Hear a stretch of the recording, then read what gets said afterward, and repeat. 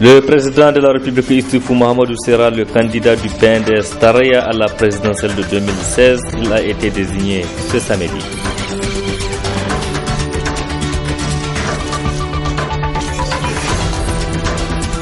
La ville d'Agadez fait face à un problème d'éclairage public, une situation qui met mal à l'aise les habitants.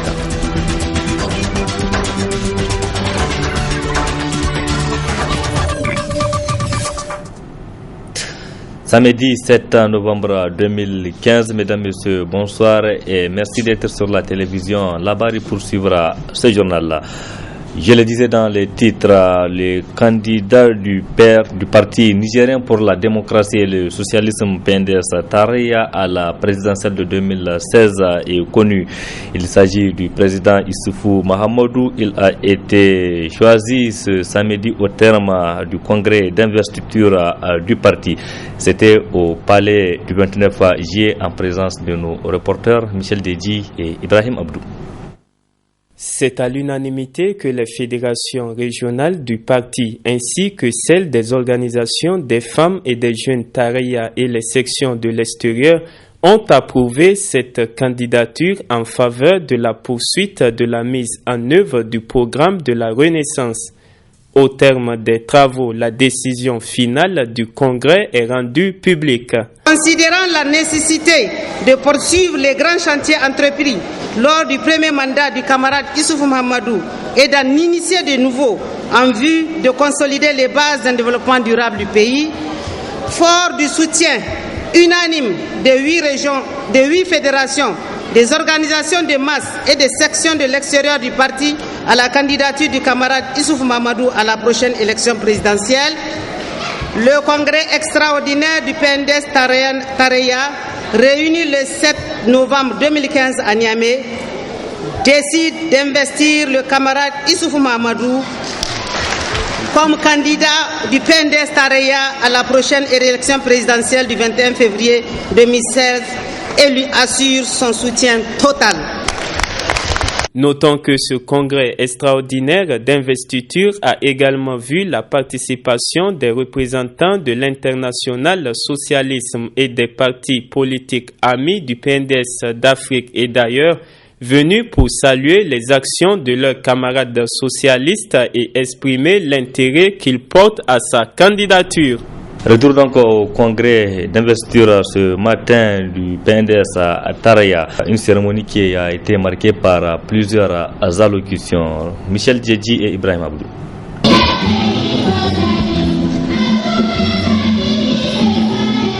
C'est un congrès qui se veut de bilan pour le comité exécutif national du PNDS Taraya qui est revenu sur les grandes réalisations du programme de la Renaissance qui sont au-dessus des promesses faites en 2011. C'est féliciter le président Bazoum Mohamed qui refute les contestations actuelles de l'opposition. Aujourd'hui, leur parti totalement exsangue aborde les élections sous les pires auspices. C'est pour voiler cette réalité qu'il s'agit sur le thème du fichier électoral qui ne serait pas fiable, de la CENI où il serait sous-représenté, ou encore de la Cour constitutionnelle qu'il va falloir leur changer, sans quoi ils ne participeraient pas aux élections. La vérité, c'est que les membres de la Cour constitutionnelle au Niger, comme partout ailleurs, au demeurant, ont un mandat strict et sont inamovibles. Les dirigeants de l'opposition le savent très bien. Au surplus, ils savent que ceux-ci ayant, pour 5 sur les 7 qu'ils sont, été désignés soit par des magistrats, des avocats, des professeurs de droit ou des organisations de la société civile, ils n'ont aucune raison d'être favorables à un camp politique plutôt qu'à un autre. Occasion pour le représentant de la MRN de réitérer l'engagement et la détermination des 36 formations politiques que compose cette mouvance présidentielle à soutenir la candidature de Issoufou Mahamadou à l'élection présidentielle du 21 février prochain. Nous savons que pour le Niger, il faut un homme qui sache bien diriger le Niger, un homme meilleur à nous. Et le meilleur d'entre nous, de l'opposition comme de la majorité, des hommes comme des femmes, le meilleur d'entre nous, c'est Issoufou.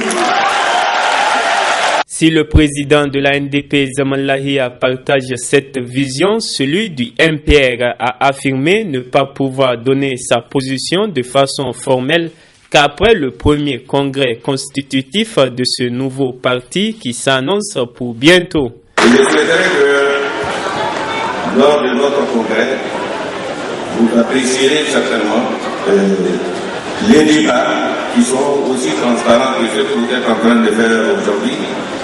Et ce congrès se prononcera de façon formelle, démocratique et responsable par rapport au présent et à l'avenir de notre pays. En procédant à la cérémonie de clôture officielle de ce congrès, Bazoum Mohamed a appelé tous les congressistes à continuer à s'engager pleinement pour le rayonnement du parti et à se préparer résolument en attendant l'ouverture officielle de la campagne électorale prévue pour le 1er février prochain, sans laquelle le statut de chef d'État du nouveau président investi ne pourra lui permettre de s'engager dans des manifestations politiques. Rendons-nous à présent dans la région de Tillabéri pour parler de la conférence régionale du parti MNSD Nassara au titre de la région de Tillabéri qui a eu lieu ce samedi à Ayoru. Les sièges à pouvoir pour la députation et l'investiture du candidat de la section de Tillabéri étaient les points à l'ordre du jour de cette conférence que nous rapportent Sidi Ousmane et Nasser Seydou. Le cap est mis sur Ayoru à travers cette file interminable de véhicules pour la tenue de la conférence régionale MNSD Nassara de Tillabéri. De cet accueil chaleureux ajouté à cette forte mobilisation réservée à la délégation qu'accompagne le président de la section de Tillabéri, El-Haj Seyni Oumarou. À l'ordre du jour, la validation des sièges à pourvoir pour la députation, tout comme la désignation du candidat de la section de Tillabéri pour défendre les couleurs du parti au présidentiel de 2016. Le consensus a prévalu et l'unanimité a été faite à tous les niveaux. Seyni Oumarou, investi de cette lourde et exaltante mission dont il en a pleinement conscience. Nous venons effectivement d'être investis par la section de Tillabéri. Ce n'est qu'une première étape de l'investiture. Comme l'a dit d'ailleurs tout à l'heure le secrétaire général, dans sa résolution, en dehors de la section de Tillabéri, nous avons aussi 7 autres sections. Et ces 7 autres sections doivent également organiser le même type de conférence régionale pour pouvoir justement prendre la décision aussi, prendre la résolution de celui qu'il souhaiterait voir briguer cette candidature à la magistrature suprême. Des responsabilités qu'il entend assumer jusqu'au bout, surtout au regard des nombreux défis, tout comme les nombreux problèmes de gouvernance des tenants actuels du pouvoir. C'est une très lourde responsabilité. C'est une responsabilité d'abord qui est régionale dans un premier temps, qui plaise à Dieu sera certainement nationale, mais nous nous assumerons par rapport à cela, parce que tout simplement nous sommes déterminés, l'ensemble des militants et l'ensemble des militantes du MNSD Nassara sont décidés vraiment à relever ce défi, parce que notre pays n'a que trop souffert, disons, de ce régime. Nous venons tout à l'heure de donner certains exemples par rapport à la mauvaise gouvernance donc, de ce régime. Et Inch'Allah, le MNSD plus l'ensemble des partis membres de l'ARDR, nous nous emploierons, nous nous battrons pour que ce régime-là, pour mettre fin donc à ce régime et que l'ARDR, en tout cas, prenne les rênes de ce pouvoir pour mieux le gouverner à la grande satisfaction de tous les Nigériens. Plusieurs motions et résolutions ont été lues par les participants. C'est donc Ragayardi est plus que jamais convaincu du poids de son électorat que la section de Tillabéri entend confirmer les pronostics pour un plébiscite de toutes les autres sections du pays au congrès d'Agadez prévu pour se tenir le 28 novembre prochain pour porter leur choix sur Al-Haj Seyni Oumarou comme candidat du MNSD Nassara aux élections présidentielles de 2016. Et puis ce communiqué de presse de l'UDR Tabat suite à son retrait de la MRN et conformément à l'appel lancé aux Nigériens par le congrès extraordinaire du 21 octobre 2015, le bureau politique national de l'UDR Tabat informe l'opinion publique de la création du Rassemblement des Républicains RDR. Ce rassemblement des Républicains est ouvert à toutes les formations politiques et organisations de la société civile soucieuses de créer les conditions favorables à la préservation du cadre démocratique et à une alternance politique au Niger. Le rassemblement rendu nécessaire du fait d'un climat délétère d'exclusion et de division est créé et entretenu par le régime actuel se fera sur la base de la tolérance, de la solidarité et du respect de l'état de droit. Ce nouveau cadre fédérateur entend peser de tout son poids en vue de l'organisation du scrutin inclusif, transparent et crédible en 2016. Une autre brève qui nous vient de Zander, la cour d'appel de Zander vient de confirmer l'ordonnance du vendredi dernier du juge de référé du tribunal de grande instance de Zander qui a estimé que Mahaman Ousmane n'a pas qualité pour convoquer le congrès d'investiture du parti CDS Rahama prévu pour se tenir ce samedi à Zander. Bien avant ce verdict, l'ambiance était un peu électrique ce matin à Zander. Direction Agadez à présent pour parler d'un problème, celui de l'éclairage public dans la ville d'Agadez. Une situation que décrit les habitants de cette ville. Une de nos équipes qui a séjourné dans cette localité s'est intéressée à la question. Reportage Suleiman Mouni Barma et Aboubakar Souley. Cité historique très admirée par les touristes, Agadez, la capitale de l'Aïr, donne aujourd'hui un visage contraire à son nom de ville carrefour. Au coucher du soleil, l'on se croit dans un village par manque d'éclairage public au niveau des grandes artères. Une situation qui inquiète les Agadésiens. Souvent, il y a des petits bandits et aussi il y a des gens vraiment qui ne sont pas des bonnes personnes. Ils t'attaquent à tout moment. Là, vraiment, ça, c'est un cri du cœur que je veux lancer à l'endroit de nos autorités régionales, communales. S'il vous plaît, éclairez-nous la ville d'Agadez, éclairez-nous la commune urbaine d'Agadez. Conséquences, on ne peut pas ne pas en avoir des conséquences parce que il y a des voleurs, il y a des... Enfin, comme on dit que c'est une ville qui abrite des rebelles, des ex-combattants, vous voyez, donc on ne peut pas ne pas avoir des conséquences. Tout ça là, ça va engendrer à ce que les voleurs s'infiltrent là où ils veulent. Depuis un certain moment, quand il y a eu une marche, il y a des casses. Il y a des actes de vandalisme qui ont eu lieu sur les installations électriques. Et à ma connaissance, à un certain moment, donc, il y a eu une programmation pour pouvoir électrifier et de mettre en marche ce qui ont été les appareils qui ont été détruits. Passage obligatoire pour tous les migrants des pays de la sous-région en direction de l'Occident via l'Algérie et la Libye. Agadez mérite des travaux de réinstallation des lampadaires afin de prévenir d'éventuelles menaces sécuritaires, car mieux vaut prévenir que guérir, a-t-on coutume de dire. Vous suivrez d'ailleurs à la fin de ce journal l'entretien que le président du conseil régional d'Agadez a accordé à la télévision Labari. Un entretien qui a porté justement sur plusieurs sujets qui touchent la vie des habitants de cette région. Rendez-vous donc à la fin du journal. Du sport dans ce journal, c'est pour parler du tennis avec une compétition organisée par la Fédération nigérienne du tennis à l'intention des jeunes de la capitale. Tennis initiative se tient 4 fois par an, qui donc avec l'appui de la Fédération internationale. Précision avec le président de la Fédération, Ahmed Diallo. C'est des tournois qui sont ouverts aux poussins même, benjamin, minime et cadet. On ne fait pas les juniors parce que la détection de talent commence de 7 à 15 ans maximum. Donc c'est dans le cadre de la détection des talents que la Fédération internationale et nous avons ce programme pour des filles et des garçons. Et ce programme, donc dans les 5 catégories que je viens de vous dire, réunissent quand même en moyenne une cinquantaine de jeunes joueurs.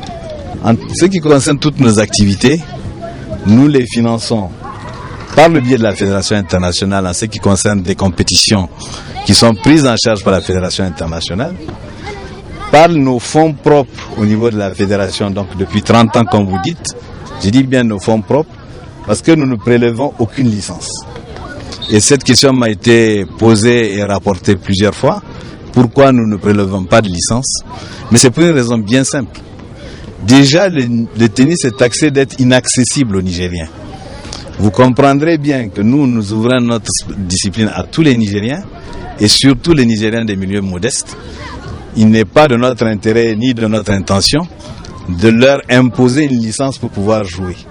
Pour que ces enfants jouent, vous avez vu qu'il y a des balles, il y a des raquettes. Les balles et les raquettes sont fournies par la Fédération internationale. Mais nous, en tant que Fédération du Niger, nous pourvoyons aussi aux équipements sur fonds propres. Nous avons l'appui du ministère pour tout ce qui sont nos démarches et nos participations. Et là, je tiens à le souligner.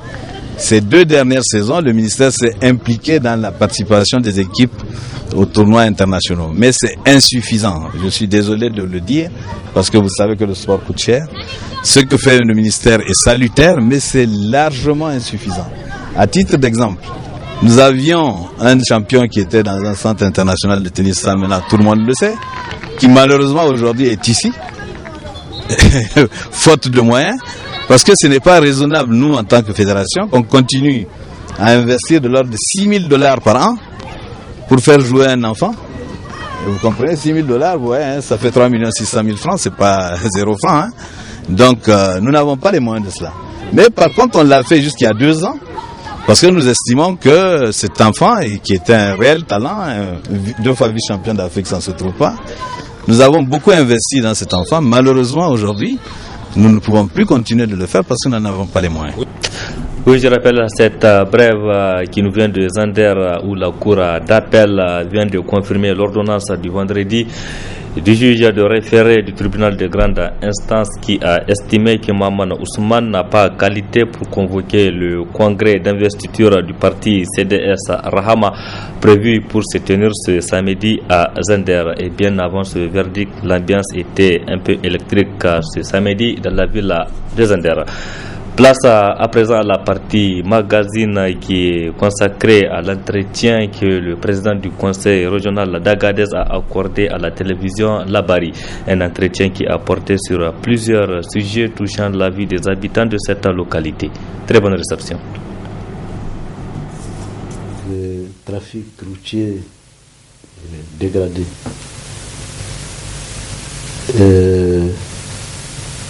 La route qu'on appelle communément la route de l'uranium, si vous avez remarqué, à partir de Tawa jusqu'à Arlit, elle est dégradée.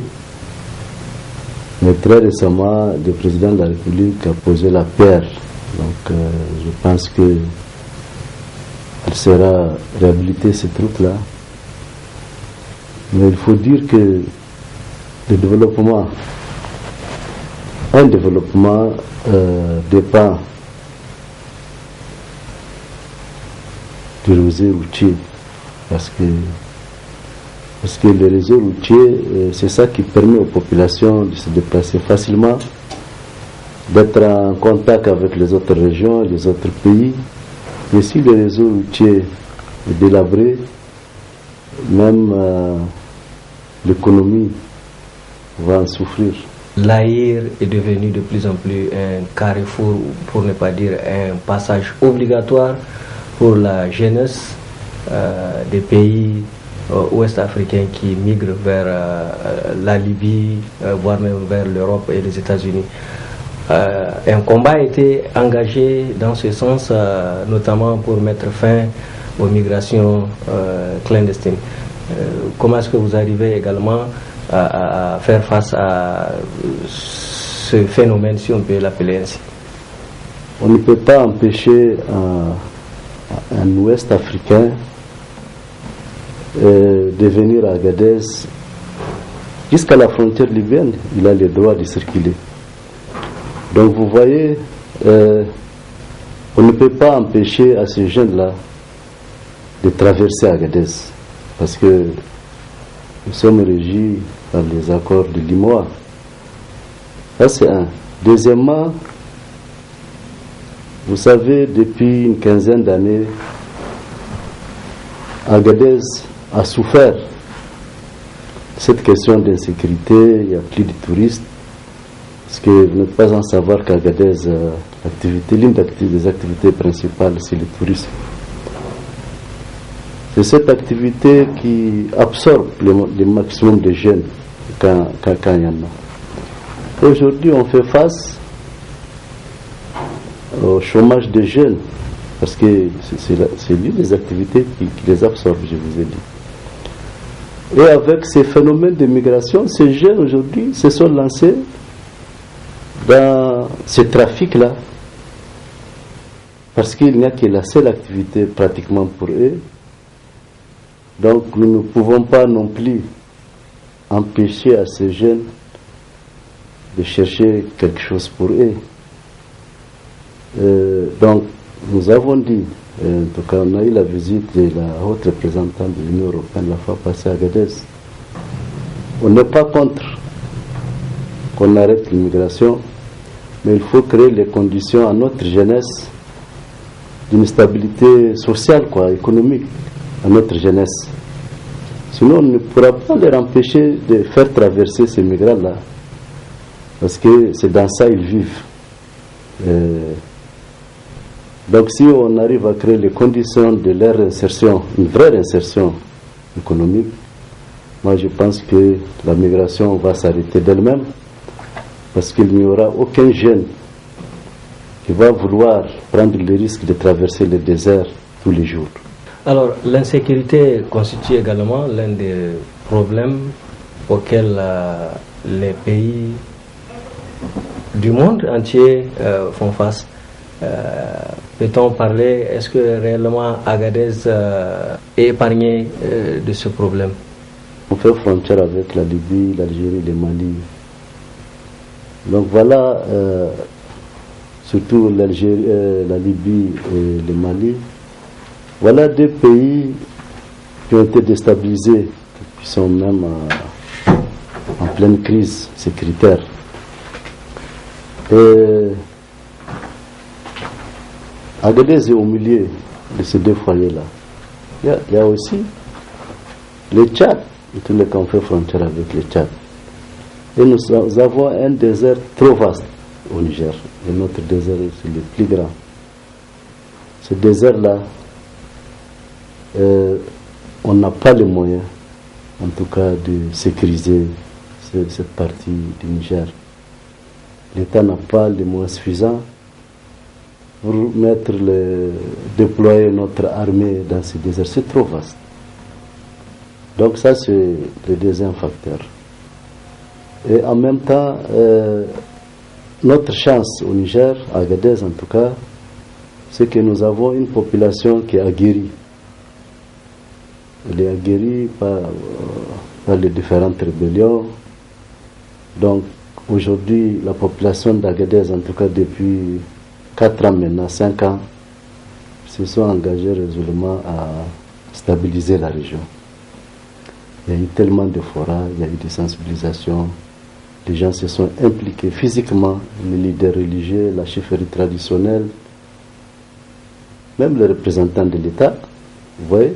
Donc, aujourd'hui, vraiment, à Agadez, vous pouvez dormir tranquillement, parce que les gens sont... On a associé la population aujourd'hui. Peut-être ce qui reste, c'est la vraie collaboration. C'est-à-dire les gens sont impliqués, c'est leur sécurité à eux. Et maintenant, il faut les intéresser, ces gens-là. Il faut il faut que l'État amène ces populations-là à comprendre que c'est leur affaire. l'affaire de la sécurité, c'est l'affaire de tout le monde. Ce n'est pas seulement des FDS. Parce que on a tendance à confondre souvent. Dès qu'on parle de sécurité, c'est l'armée, c'est la police, c'est la gendarmerie. Alors que la sécurité, la partie la plus importante de la sécurité, c'est le renseignement. Et le renseignement, c'est avec les populations locales que vous pouvez avoir les renseignements. Agadez, c'est aussi les ressources minières. Et on sait très bien que la constitution de la 7e République a prévu notamment un certain nombre d'avantages aux populations riveraines. Qu'en est-il de la mise en application de toutes ces lois? Nous pensons qu'à Agadez, on doit associer les populations, les autorités de la région, quand on doit signer des conventions qui lient le Niger et certaines multinationales qui vont venir s'installer à Agadez. Moi, je pense que ça, c'est la moindre des choses, parce que je pense que les représentants de l'État, même les représentants de l'État à Agadez, il faut l'appeler, c'est lui qui gère, qui représente l'État à Agadez, c'est ce qui se passe à Agadez. Et les élus de la région, il doit être dans le comité de négociation. Si c'est à Agadez, si c'est à Difa, les gens de Difa doivent être dedans, si c'est à Zender, ainsi de suite. Moi, je pense que ça va permettre d'avoir de bonnes conventions. Et même les multinationales, il faut qu'elles sentent que les populations sont associées. Parce que nous avons remarqué qu'à Agadez, souvent les multinationales, quand elles ont leur permis, elles débarquent directement à Agadez, sans sensibilisation, sans rien. Un bon matin, on vous dit non, ici, là, on a le permis, vous pouvez déménager, c'est une zone pastorale. Donc vous voyez, il y a un risque à la longue qu'il n'y ait plus de zones pastorales et que ces pasteurs qui sont là, ils ne peuvent pas comprendre que du jour au lendemain, on leur dit que cet espace-là maintenant ne nous appartient plus. Il y a une multinationale qui est en train de le louer ou qui l'a acheté. Donc ça, c'est un problème qui est difficile à faire expliquer aux pasteurs. Mais si les gens sont associés directement, ils sont informés du début à la fin, les gens pourraient prendre des dispositions. Parce que souvent, tu es en plein, le campement il est là, un bon matin on lui dit non, ici là il faut déménager. Et ils ne sont pas dédommagés. Parce que c'est là le problème aussi que nous vivons à Agadez. Nous avons demandé au moins la révision de la loi 61. Donc la loi 61, c'est cette loi-là qui toute la zone nord du Niger est considérée comme zone pastorale, donc domaine public, et la zone sud, zone de culture. C'est-à-dire moi, en tant que je mon champ, même si l'État veut le prendre, je serai dédommagé. Alors qu'à Agadez, ce n'est pas le cas. La région d'Agadez est représentée à l'Assemblée nationale. Est-ce qu'il y a une parfaite communication entre vous, conseillers régionaux, et vos représentants au niveau du Parlement? Il doit y avoir une dynamique entre les élus locaux et les parlementaires. Mais malheureusement, ça c'est pour le cas de tout notre pays. Nous avons l'impression que quand on est élu député, on reste à Niamey, on ne revient plus au niveau des populations pour voir qu'est-ce qu'il faut préparer. Parce que quand vous êtes parlementaire, vous êtes censé proposer des lois à l'Assemblée pour votre région. Et ça manque. Moi, je pense que nos députés, nos futurs députés, il faut qu'ils soient bien formés dans ce sens. Moi, je pense que c'est le manque de formation, généralement, qu'on observe au niveau parlementaire. Nous sommes à la fin de la campagne agricole 2015. Comment se présente la situation cette année? Peut-on parler de stabilité alimentaire et notamment dans le domaine pastoral? Les résultats sont satisfaisants? Dieu merci, vraiment, il y a eu du pâturage. Contrairement aux années passées, l'hivernage, le pâturage est très bon. C'est la zone un peu dans le département d'Adribissenet ouest avec Abalak. C'est là où le pâturage est maigre. Mais sinon, d'une façon générale, cette année à Agadez, vraiment sur le plan pastoral, Dieu merci. Et là, par rapport à Agadez, vous savez, nous on fait ici du jardinage, c'est l'irrigation. Donc la nappe cette année est très bien chargée. Mais le seul problème que nous avons, c'est qu'avec l'arrivée de l'orpaillage, plusieurs de jeunes, plusieurs personnes sont en train d'aller vers l'or. Donc peut-être on aura un problème de qui va travailler le jardin. Donc voilà un peu ce que je peux dire sur la situation agro-pastorale de la région. Une dernière question, peut-être dans quel état d'esprit est-ce que vous allez affronter ces élections, notamment dans le cadre de la sensibilisation de la population pour éviter d'éventuels conflits entre acteurs politiques, voire même jusqu'à leurs militants? Nous, à Agadez, ici, en tout cas, la majorité des acteurs politiques soutiennent le président de la République et le Premier ministre. Donc, à ce niveau, moi je pense que peut-être vous avez à peine 3% des gens qui sont à l'opposition ici à Agadez. Donc on n'aura pas de problème. Il n'y a pas de problème concernant le recensement, c'est-à-dire les listes électorales qui viennent d'être affichées? Ça, on a eu des problèmes. Le recensement a été mal fait. Vraiment, il a été mal fait. Parce que vous savez, le recensement est intervenu au moment de la saison de soudure, comme on dit ici. C'est au moment où les pasteurs, chacun a quitté son terroir d'attache pour chercher du pâturage au site. Les gens sont allés au site. Donc ce qui fait que les gens n'ont pas été véritablement recensés. Et là, nous avons demandé un moment au gouvernement de faire diligence, de voir au niveau de la zone pastorale, en tout cas chez nous à Agadez, comment on peut rattraper ça. Et apparemment, ils n'ont pas fait. On nous a promis un moment qu'on aura une semaine de rattrapage, mais ça n'a pas été fait. En tout cas, on n'est pas content par rapport à ça. On n'a pas été recensé. Et quels sont vos souhaits par rapport à ça? Nos souhaits, c'est que au niveau de, c'est pas qui s'en occupe, la commission qui s'occupe du recensement, là, donc il dégage au moins une mission de 2 semaines ou 10 jours qui va aller voir là où les gens n'ont pas été recensés. En tout cas, c'est ce que nous demandons. Les populations sont en train de venir nous voir, elles n'ont pas été recensées. Et dorénavant, quand on doit recenser les gens, il faut, au niveau des régions, prendre les gens qui connaissent les vallées.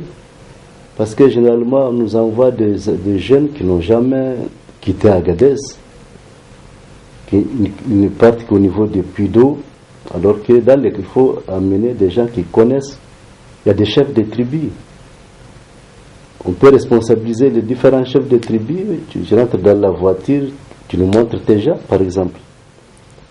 Mais si tu sors, tu vas dans une commune rurale pour recenser, tu ne vas pas le voir. Il faut quelqu'un qui connaît là où... Parce qu'il se déplace les gens. Donc ça, c'est un problème que nous avons. Et dans l'avenir, si possible, au niveau de la Constitution, qu'on revoie ça. Et même quand il y a même les bureaux de vote, il faut appliquer le système, par exemple, des bureaux de vote mobiles, des zones nomades.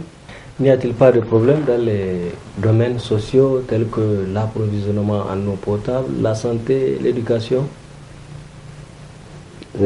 Ici à Agadez, donc je vous ai dit tout à l'heure qu'à Agadez, par exemple au niveau de la santé, cette année vraiment il y a eu des efforts appréciables. En tout cas, les différents CSI, en tout cas la majorité est bien approvisionnée, en tout cas au niveau des produits, les produits pharmaceutiques. L'Algérie nous a appuyé à un moment, nous ont donné 21 tonnes de produits.